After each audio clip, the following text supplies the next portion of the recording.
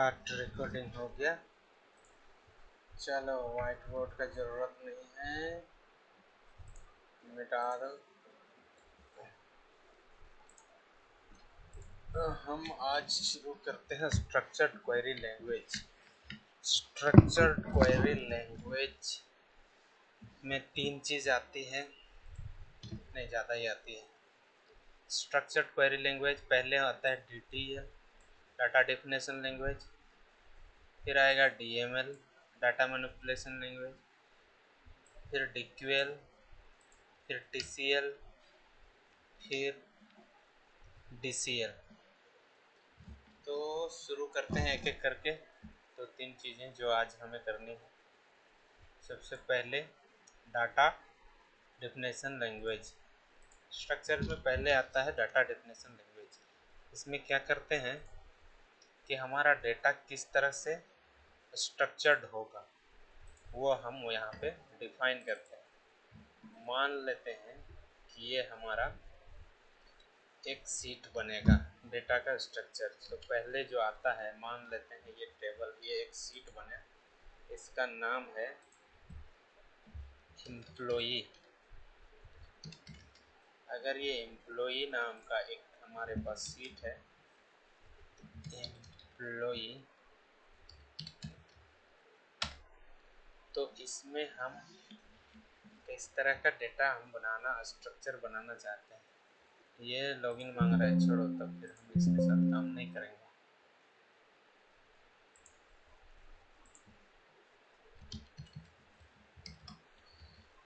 Suppose employee name, ये column हुआ मेरा, पहला सेल को कॉलम नाम मानते हैं, एम्प्लॉई नेम। यहाँ तो हम नेम चाहे स्पेस के साथ क्यों ना दे दें, लेकिन हम ध्यान रखेंगे जब हम SQL में बनाएंगे तो हम वहाँ पे स्पेस नहीं देंगे, क्योंकि स्पेस अलाउ नहीं करता है। हम अंडरस्कोर दे सकते हैं और कैरेक्टर से शुरू होगा हमारा फील्ड नेम, और ये चाहे तो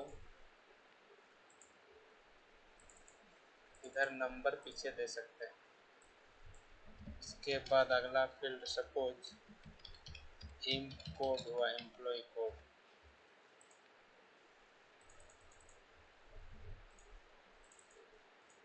दूसरा डिपार्टमेंट, डिपार्टमेंट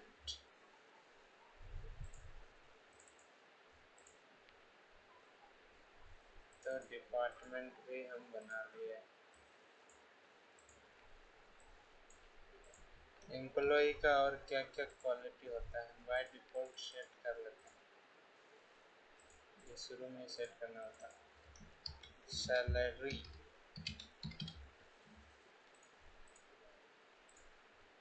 और डेट ऑफ ज्वाइनिंग, एम्प्लॉय का और डेट ऑफ बर्थ भी हो सकता है। यहाँ पे क्योंकि ये एक्सेल है, हम यहाँ पे जो भी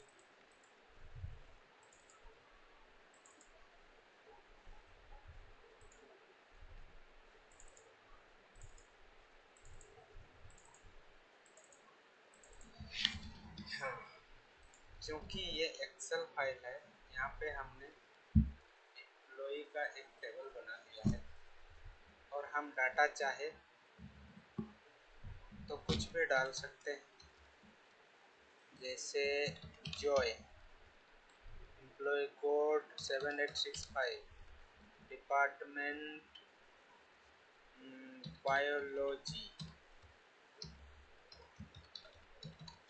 सैलरी उसका 45,000, डेट ऑफ ज्वाइनिंग है 01/4/2011, 2001 मान लेते हैं, और डेट ऑफ बर्थ है उनका 25/5/1998। ये एक डेटा है हमारे पास। ये डेटा हम साथ साथ क्या क्या स्ट्रक्चर भी बना लिए। सैलरी आएगा, यहाँ पे डेट ऑफ बर्थ, डेट आएगा, और यहाँ पे नंबर आएगा। इस तरीके से हम अगर यहाँ चाहें तो यहाँ सैलरी की जगह हम कुछ भी डाल सकते हैं, जैसे कि यहाँ यहाँ नंबर में 45,000 लिखे हैं ना, तो हम यहाँ पे वर्ड में भी लिख सकते हैं 45,000। यहाँ पे कोई भी डेटा, किसी टाइप का भी डेटा किसी के अंदर डाल सकते हैं, ये यहाँ पे डिफाइंड नहीं है। यही चीज़ हमें डेटाबेस में करना हो तो हमें ये पहले ही डिफाइन करना होता है कि हमारा जो सैलरी होगा वो किस टाइप का डेटा, इधर जो फील्ड होगा वो किस टाइप का डेटा को कंटेन करेगा, सिर्फ नंबर करेगा या अल्फ़ाबेट करेगा या डेट टाइप। ये डेट भी एक खुद में टाइप है, ये कैरेक्टर टाइप का डेटा के लिए हम कंसिडर किए हुए हैं, तो इस कैरेक्टर भी खुद एक डेटा टाइप है। और क्योंकि कैरेक्टर, एक कैरेक्टर से हमारा कुछ होगा नहीं, कैरेक्टर डेटा टाइप हमारा C++ में होता है, तो डेटाबेस में कम से कम स्ट्रिंग चाहिए, और तो इसको वहाँ पे वैरकर से डिनोट करते हैं। तो चलिए आगे बढ़ते हैं और इसको एसक्यूएल में इम्प्लीमेंट करके दिखाते हैं आपको।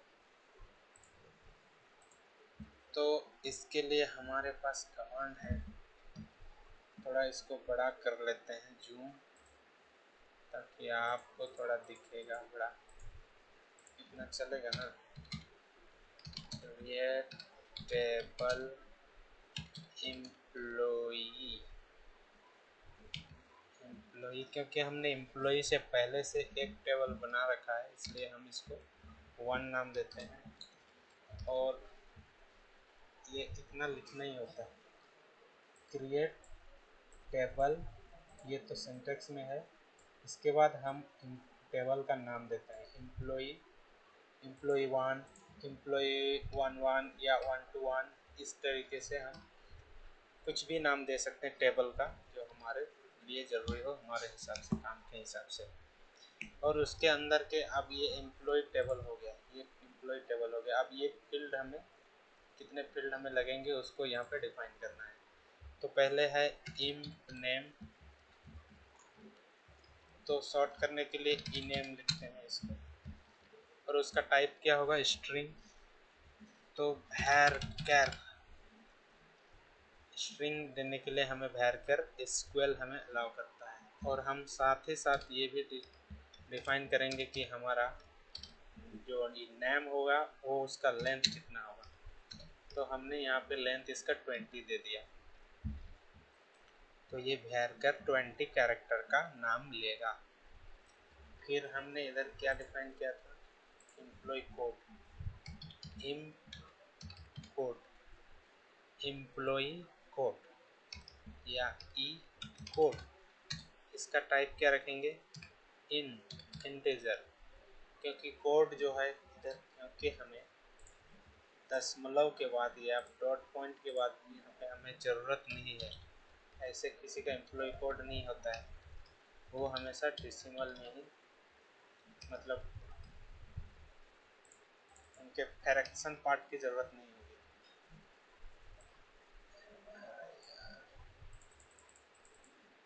यहाँ फ्रैक्शन पार्ट की ज़रूरत नहीं पड़ती।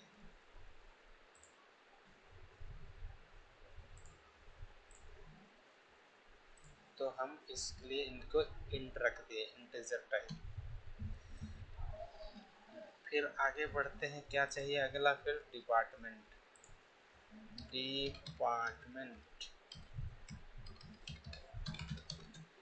डिपार्टमेंट जो है वो एक फील्ड हुआ, ये किस टाइप का रहेगा, ये भी var, इसका साइज भी हम 15 ले लेते हैं, एक डिपार्टमेंट का नाम 15 साइज में आ जाना चाहिए। फिर सैलरी, यहाँ पे ध्यान देंगे, सैलरी में हम नंबर लेंगे। नंबर क्यों, देखिए नंबर हम लेंगे क्योंकि सैलरी में अगर कभी कुछ अलाउंस ऐड होके आया तो वो दशमलव में भी आ सकता है। इधर दशमलव के बाद 2 अंक ही लेते हैं जनरली, कितना भी ले सकते हैं, तो उसको डिफाइन करना है हमें। तो हम क्या करेंगे, हमें सैलरी कितने डिजिट का चाहिए, जैसे कि 1 2 3 मान लिया 45,000 या 95,000, 95,000, और डिसिमल में कहना है सैकड़ा है, कहना है सैकड़ा, हजार, लाख,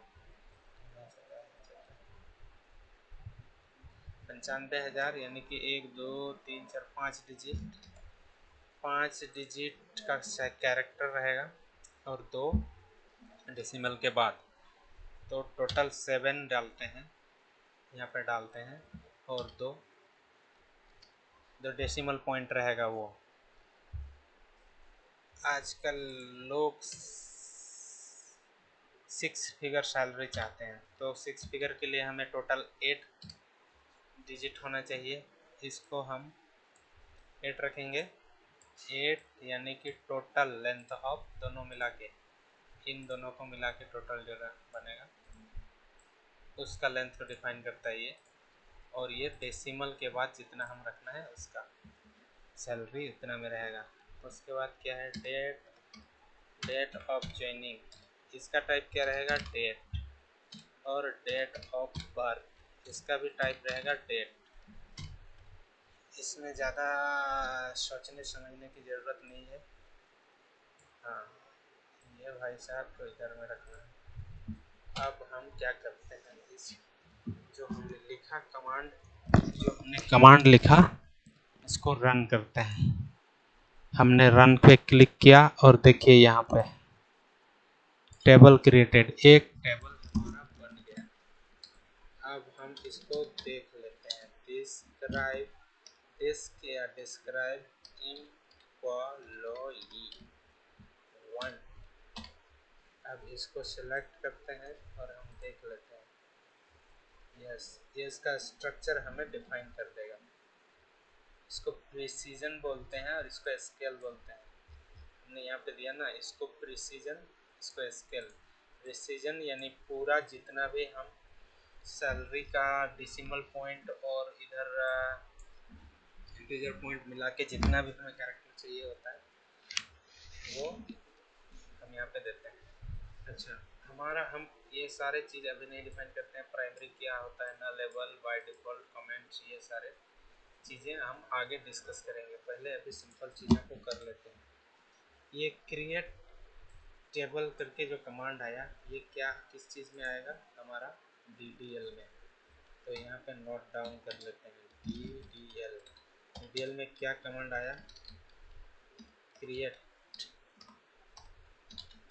इसमें और भी कमांड आएंगे तो उसको भी इधर नोट डाउन करते जाएंगे। क्रिएट, इसके बाद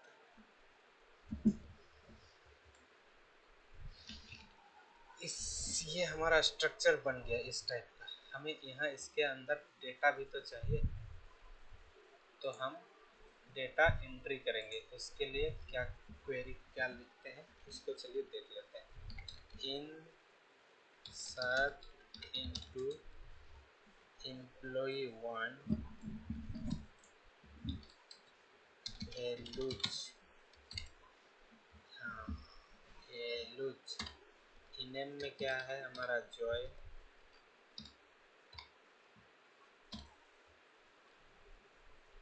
एम्प्लॉय कोड सपोज ये नंबर टाइप है 345 और इंटीजर था क्योंकि, तो इसलिए ये लिखे। अगर कैरेक्टर रहेगा, स्ट्रिंग रहेगा तो हम कोड के अंदर डालते हैं, और नंबर रहेगा तो हम कोड के अंदर नहीं डालेंगे। डिपार्टमेंट बायोलॉजी, सैलरी उसका है 67,000, और डेट ऑफ ज्वाइनिंग उन्होंने कब किया है। तो डेट में ध्यान देने की बात है, पहले कोट आएगा कि जो सिंगल कोट बिगिन होता है वो बिगिनिंग आएगा, फिर आएगा हमारा मंथ। अगर उसने 12वें मंथ यानी दिसंबर में ज्वाइन किया तो 12, फिर तारीख आएगा, फिर अगर 8 तारीख को किया तो 8, फिर ईयर 19 2001, ये हमारा फॉर्मेट होता है डेट का। हमें इसी फॉर्मेट में किसके लिए, ये ओरेकल स्क्वेल के लिए ये फॉर्मेट पहले से डिफाइंड है। हाँ, इसका मतलब जनवरी हुआ, 1 तारीख नहीं। अगर हमें 1 तारीख ही डिफाइन करना है, या तो 30 तारीख, 30 जनवरी को, तो हम इस तरीके से डिनोट करेंगे। उसका डेट ऑफ बर्थ दिखा रहे हैं 1980, ये आदमी 1980 को पैदा हुआ था। डेट ऑफ बर्थ, हम अब इसको रन करते हैं। एक रो इंसर्टेड, एक रो इंसर्ट हो गया। ये कौन सा क्वेरी हो गया, हमारा डेटा मैनिपुलेशन,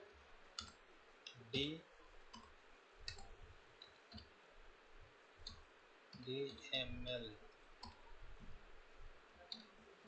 इंसर्ट। हाँ, अब DQL भी आ जाते हैं, दिख लेते हैं DQL, डेटा क्वेरी लैंग्वेज। अब हमें डेटा क्वेरी लैंग्वेज का क्यों ज़रूरत होती है, क्योंकि हमें अब उसे देखना भी तो रहता है। सेलेक्ट स्टार फ्रॉम एम्प्लॉई 1, यहाँ पे स्टार मतलब सब, सारे को सिलेक्ट करो। रन, सब मतलब सारे field, E name, E code, department, salary, date of join, date of birth, यानी कि जितने भी फील्ड हैं सबको हमें दिखाओ स्टार। इसके जगह हम स्टार हटा के जितने भी फील्ड हमें देखने होते हैं सिर्फ उतने को सिलेक्ट करेंगे तो वो सिर्फ उतने को दिखाएगा। जैसे कि हमें सपोज एम्प्लॉय का सिर्फ नेम, यानी तो हमें नेम ई नेम फील्ड में रखा है तो ई नेम लिखेंगे, और सैलरी, सिर्फ सैलरी देखना है, सैलरी, तो वो हमें सिर्फ सैलरी और ई नेम दिखाएगा। इतना लिखे और हम सिलेक्ट करके रन किए तो इक्वल एंड सैलरी दिखाया। तो ये सेलेक्ट क्वेरी क्या हो गया,